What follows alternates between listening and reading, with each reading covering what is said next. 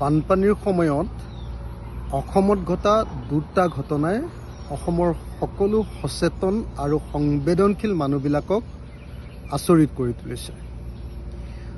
অসমৰ মানুহৰ মনত সাংঘাতিক ধৰণে সংবেদনশীল মানুহৰ মাজত সাংঘাতিক ধৰণৰ এটা দুখ দি থৈ গ'ল বিজেপি চৰকাৰে।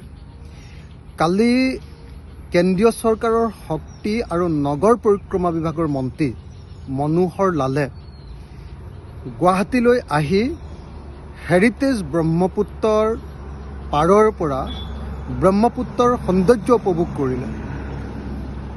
কোনোবা পুখুৰীত কোনোবা ঠাইত মাছক দানা খুৱালে, কিন্তু তেওঁ সেই সময়ত পাহৰি গ'ল যে এই সময় অসমৰ সকলো মানুহ বানপানীত ডুবি আছে।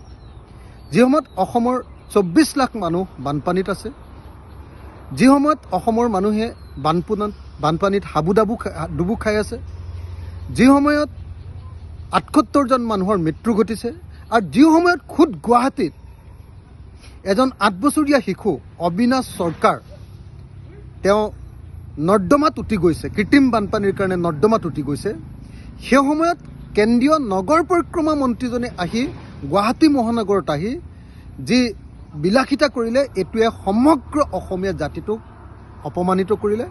এয়া হ'ল কেন্দ্ৰীয় চৰকাৰৰ অসমৰ প্ৰতি এক ঔপনিৱেশিক মানসিকতাৰ বাহিৰে আন একো নহয়।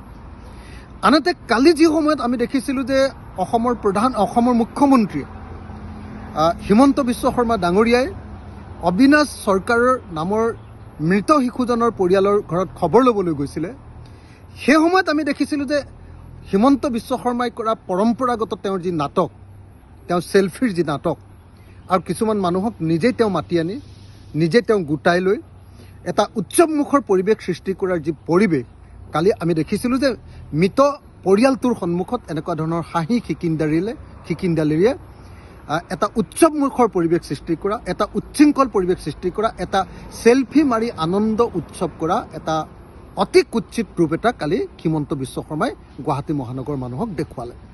এই দুইটা ঘটনাই আচলতে প্ৰমাণ কৰি দিলে যে বিজেপি দল আৰু বিজেপি চৰকাৰখনৰ অসমৰ মানুহৰ প্ৰতি আন্তৰিকতা নাই।